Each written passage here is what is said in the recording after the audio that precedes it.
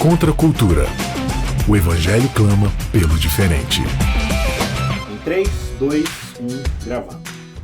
Começando mais um Contra a Cultura, chegando aqui para você na Rádio Novo Tempo e também no canal Cristãos Cansados no YouTube. É uma alegria muito grande receber você aqui com a gente para estudarmos a Palavra de Deus. 7º episódio da nossa série especial sobre o sábado, o significado perdido do 7º dia. E hoje nós vamos estudar um pouco sobre o contexto do sábado nos escritos proféticos, seu papel dentro das manifestações sociais, da justiça social em relação ao desfavorecido, em relação ao marginalizado. Então fica aqui com a gente que esse episódio está muito legal, vai ser um estudo muito especial a respeito do sábado e da justiça social. Tá certo? Antes da gente prosseguir, lembrar você aqui que se você quiser o texto na íntegra desse nosso episódio, basta você acessar o YouTube e lá no vídeo desse conteúdo, e lá vai ter o link para você poder baixar o PDF desse conteúdo para estudar, grifar, imprimir, enfim, pregar, estudar, ensinar para outras pessoas também, tá certo? Não deixe de se inscrever no nosso canal, curtir e compartilhar o que você puder aí com seus amigos. Eu já vou avisando que daqui para o final do ano, mais conteúdo extra, a gente está preparando muito material legal aí pela frente, então se inscreva para não ficar por fora de nada, tá certo? E se você quiser estudar a Bíblia, aprender a estudar a Bíblia, nós temos o nosso seminário de interpretação bíblica, basta você acessar www.queroentenderabiblia.com.br e lá vai ter várias aulas sobre interpretação bíblica, tá certo? 7º episódio, então, da nossa série, a consciência social do 7º dia. Embora tenhamos dito no episódio anterior que não é o bem-estar deste ou daquele trabalhador que é o fator decisivo sobre o sábado, isso não significa que a preocupação com o trabalhador esteja ausente do entendimento do 7º dia. Muito pelo contrário, a consciência social está inseparavelmente entrelaçada com a sua ideologia, com a sua ideia. Embora de forma sutil e implícita no começo, a preocupação social e ecológica do 7º dia vai se tornando cada vez mais centralizada no decorrer do texto bíblico. Na verdade, o 7º dia deve ser visto como a plataforma de lançamento, tipo aquelas de foguete, sabe? Para o mais excepcional e ambicioso projeto de justiça social que o mundo antigo já viu. Podemos até mesmo falar de uma visão sabatizada da realidade, conforme a Bíblia nos apresenta. E como veremos, as mais distintas vozes proféticas do Antigo Testamento alinham-se por trás dessa visão. Então vamos falar um pouco aqui sobre essa consciência social. Já lá no relato da criação, conforme a gente viu, a matéria-prima para o bem-estar social reside justamente nos mandamentos, nas ordens relacionadas ao descanso e à cessação do trabalho, lá em Gênesis 2, conforme a gente viu. O descanso, que é a marca do encerramento da atividade de Deus, é justamente o padrão sobre o qual os seres humanos irão organizar as suas vidas. Isso se torna ainda mais evidente lá nos 10 mandamentos, no Êxodo. Quando o círculo é desenhado dentro dos limites estabelecidos, nada nem ninguém permanece de fora do domínio do sábado. O mandamento no verso 10 do capítulo 20 diz: não faça nenhum trabalho nesse dia, nem você, nem o seu filho, nem sua filha, nem o seu servo, nem sua serva, nem o seu animal e nem mesmo estrangeiro das tuas portas para dentro. Os detalhes nessa lista são surpreendentes, porque não foram encontrados paralelos em qualquer outra cultura daquela época. Aqueles que mais precisam de descanso, o escravo, o estrangeiro e até o animal de carga, são destacados em uma menção especial. No descanso do 7º dia, os mais desfavorecidos e até mesmo os animais mudos encontram sua voz, seu aliado. E embora essa lei faça uma clara distinção entre Deus e todas as demais criaturas, as distinções dentro da sociedade são momentaneamente suspensas. A preocupação do Antigo Testamento com a justiça social não se limita ao sábado, mas o 7º dia deve ser visto como o princípio que dá origem a outros marcadores que estão igualmente empenhados em proporcionar descanso à terra e alívio aos seus habitantes. Nos 2 satélites do dia de sábado, ou seja, temos o ano sabático e o ano do jubileu, já vamos falar sobre eles, o cuidado com a terra e a solicitude por aqueles que acabam do lado perdedor dos privilégios sociais destacam, sublinham o perfil social desse trio de referências. O que Deus disse a Moisés lá no Monte Sinai incluía instruções claras com relação ao descanso para aquela terra. Você pode acompanhar essa leitura no capítulo 25 de Levítico. E o alívio da dívida para com os pobres também é central. A terra também deve desfrutar de um sábado configurado de acordo com a sua necessidade. O texto diz: quando entrares na terra que eu vos dou, a terra guardará o sábado ao Senhor. 6 anos semearás a tua terra, e 6 anos podarás a tua vinha, e colherás o teu fruto. Mas no 7º ano haverá um sábado de repouso completo para a terra, um sábado para o Senhor.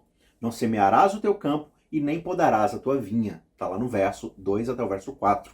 Tomando então esse padrão do ciclo semanal de 6 dias, que a gente vê lá na criação, né? 6 dias de trabalho, seguido de um 7º dia de descanso, a instrução aqui em relação à terra estende esse padrão mais para um ciclo de 7 anos. Então 6 anos de trabalho na terra, a terra vai ser cultivada, e um ano inteiro de descanso para que ela possa se recuperar, ou seja, esse será o ano sabático, o ano em que a terra vai descansar. O terreno em si, e não só os inquilinos, estão incluídos na provisão do descanso. A partir daí, esse texto prevê ainda outra camada, configurada como um múltiplo de 7 períodos de 7 anos. É uma conta, às vezes, que a gente pode se perder, mas veja só. O verso 8 do capítulo 25 de Levítico diz: de modo que o período de 7 semanas de anos dá 49 anos, né? 7 vezes 7, 49. Então, o jubileu oferecia alívio da dívida e a restauração da propriedade perdida por causa de alguma dificuldade econômica que em algum momento, durante aqueles 49 anos anteriores, a pessoa pudesse enfrentar. Santifiquem o 50º ano e proclamem liberdade na terra a todos os seus moradores. Esse será o ano do jubileu para vocês. E cada um de vocês voltará à sua propriedade. Cada um de vocês voltará à sua família. Ou seja, se você perdeu sua terra, você vai recuperá-la. Se você está como escravo, você vai ser devolvido à sua família. Isso está lá no verso 10 do capítulo 25. Então esse sistema deveria estabelecer um limite para a aquisição de terras e forneceria uma rede de segurança para aquelas pessoas ameaçadas pela destituição de suas posses. Então, se tal ordem fosse implementada, diminuiria drasticamente a diferença entre os ricos e os pobres. Também a terra não será vendida em definitivo, diz o verso 23, porque a terra é minha, diz o Senhor, pois vocês são para mim estrangeiros e peregrinos. Então, o objetivo era que, independentemente das condições impostas, do acaso, da sorte, de qualquer situação que eles viessem a enfrentar, os vencedores e os perdedores de cada transação sairiam, no longo prazo, todos como vencedores. Ou seja, se um arrendatário tivesse que abrir mão de algumas de suas terras por causa de algum problema financeiro, a terra não seria perdida para sempre.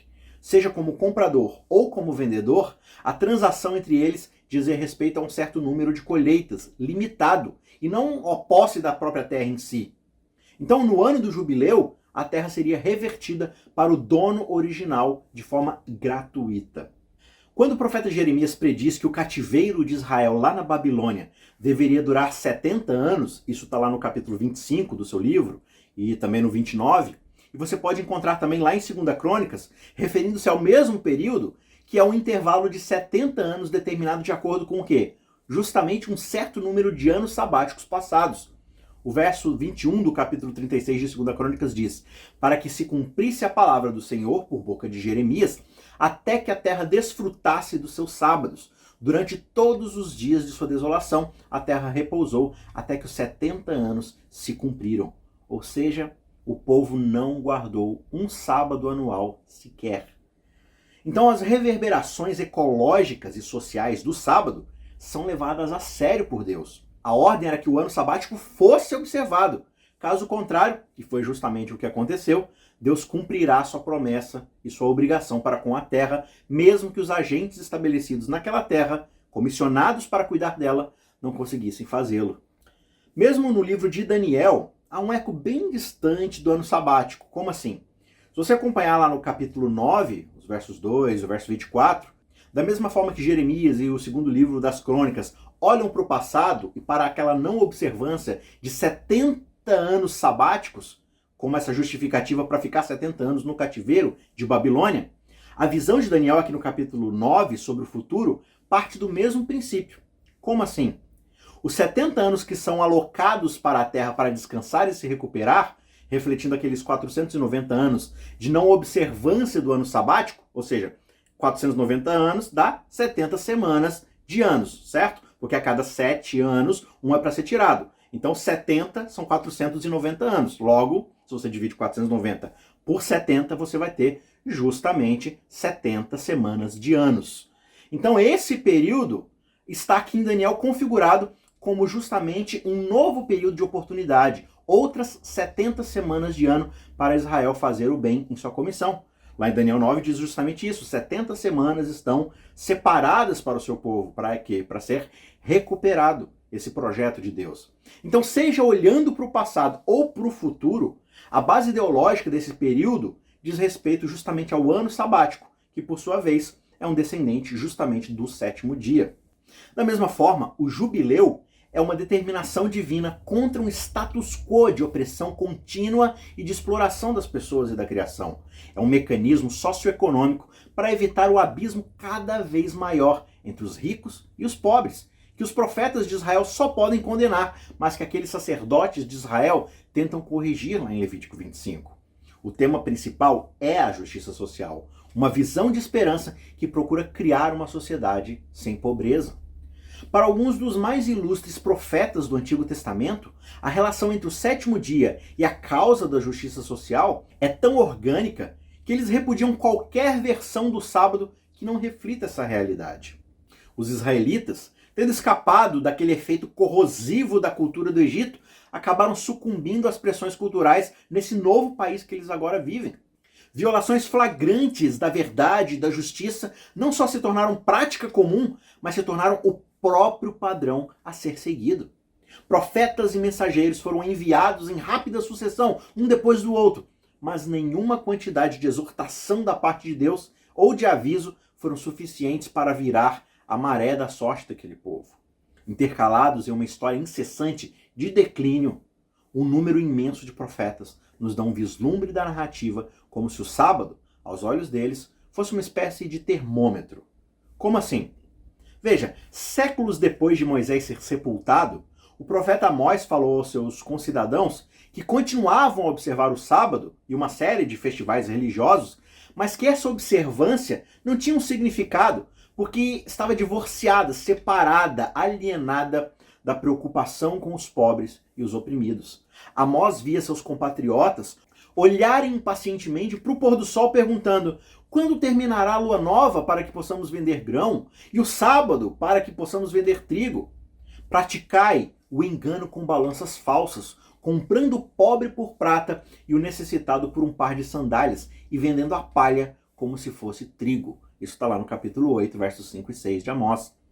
Ou seja, impacientes para verem o fim do sábado, o objetivo daqueles homens não era apenas voltar ao trabalho, mas além disso, prosseguirem um curso de exploração, de enganação do seu próximo.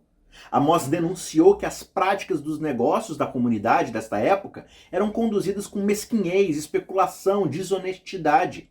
Ele deixa claro que os seus concidadãos eram religiosos e observantes do sábado e outras festas religiosas. E em alguns aspectos até pareciam verdadeiramente devotos e os seus serviços eram cuidadosos, planejados e bem executados. O que lhes faltava era justamente o núcleo ético, o elemento sem o qual os rituais religiosos tornam-se sem sentido e contraproducentes. Aquelas pessoas se revelavam meros materialistas, fascinados pelas perspectivas do mercado de valores da sua época e tão preocupados com a sua própria prosperidade material que perderam a conexão entre a bondade de Deus e o bem-estar do seu próximo.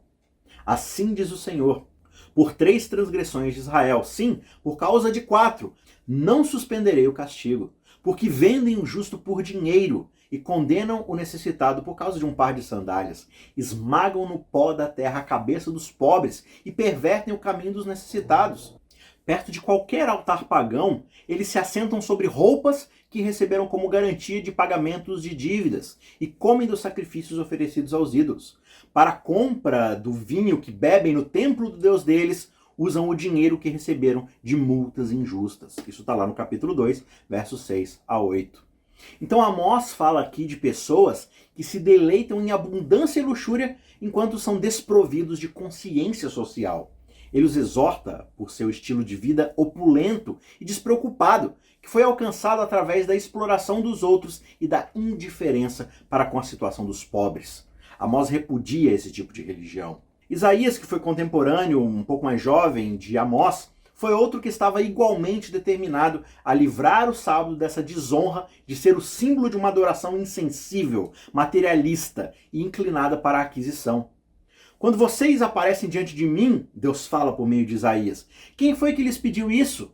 Não me tragam mais ofertas vãs. O incenso de vocês é para mim abominação. E também as festas de lua nova, os sábados e a convocação das assembleias. Não posso suportar a iniquidade associada à reunião solene. Isso está já no primeiro capítulo de Isaías, nos versos 12 e 13. Claramente as pessoas abordadas tanto por Amós quanto por Isaías são religiosas. Isso fica claro.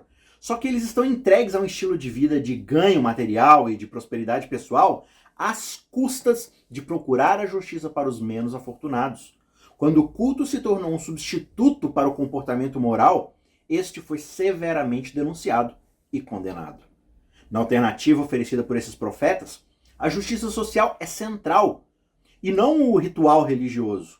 Mesmo que vocês me ofereçam holocaustos e ofertas de cereais, não me agradarei deles. Quanto às suas ofertas pacíficas de animais gordos, nem sequer olharei para elas. Afastem de mim o barulho dos seus cânticos, porque não ouvirei as melodias das suas liras.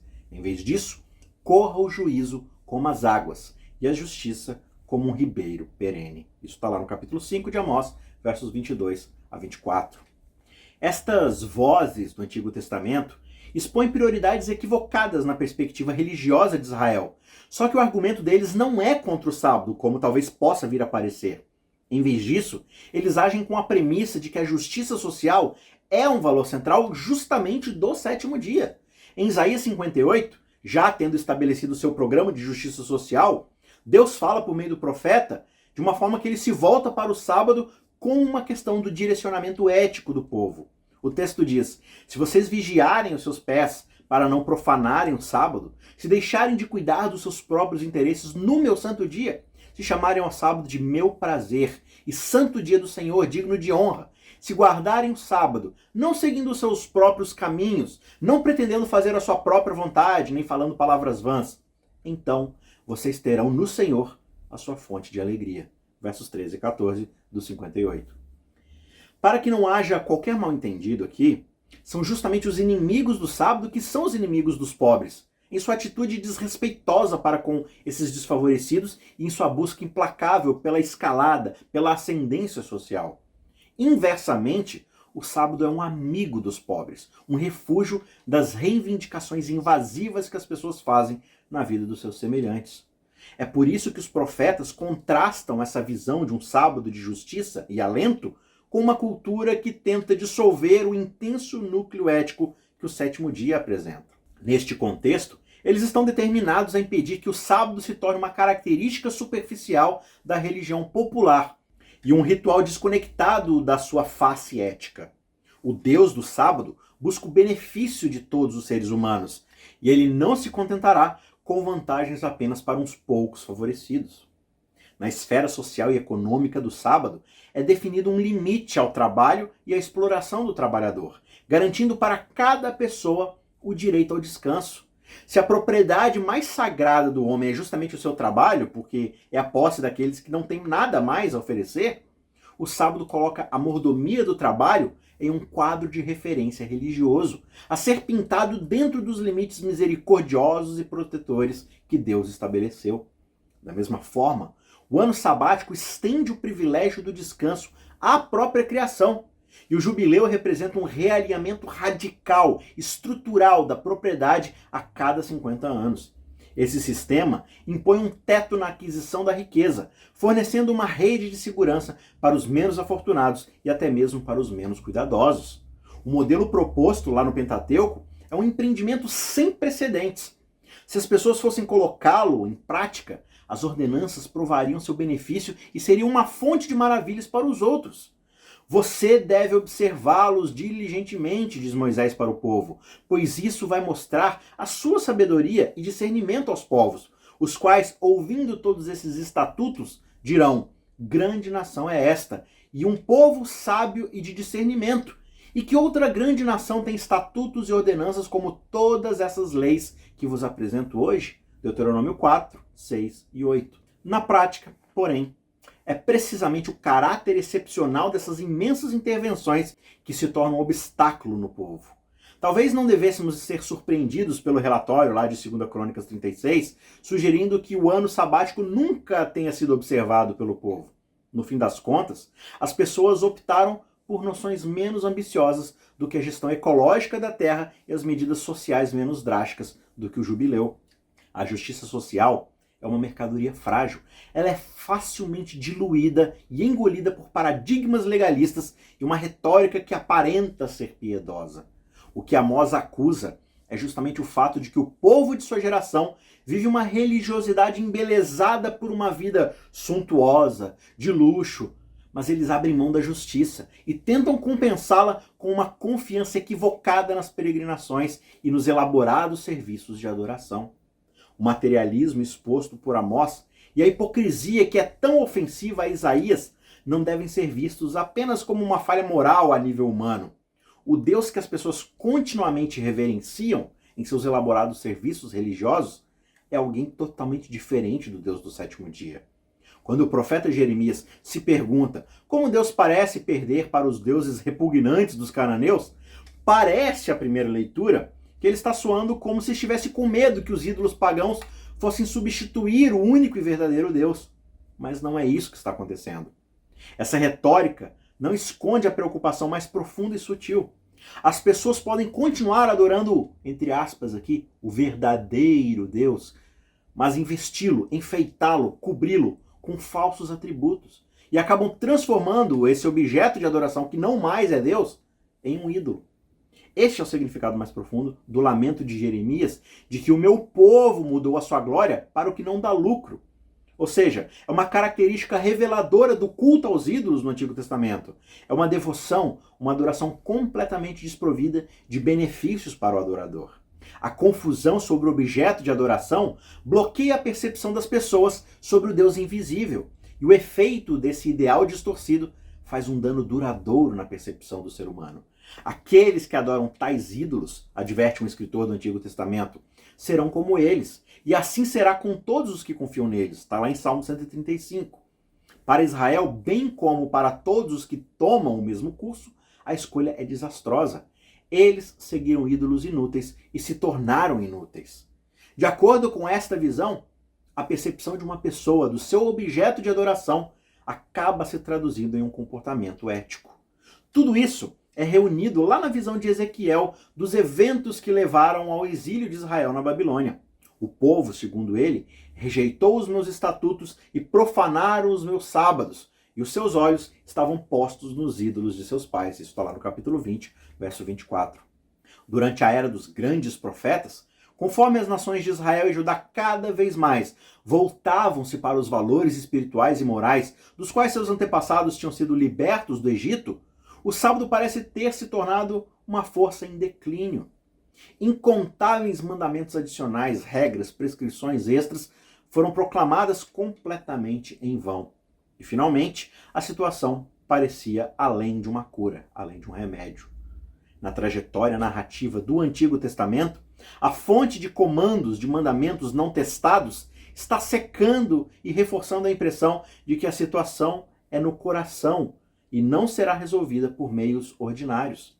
Além disso, uma vez que o fracasso de Israel se deriva de seu anseio por assimilar os caminhos das religiões pagãs, não há razão para se esperar uma melhora dadas as influências externas.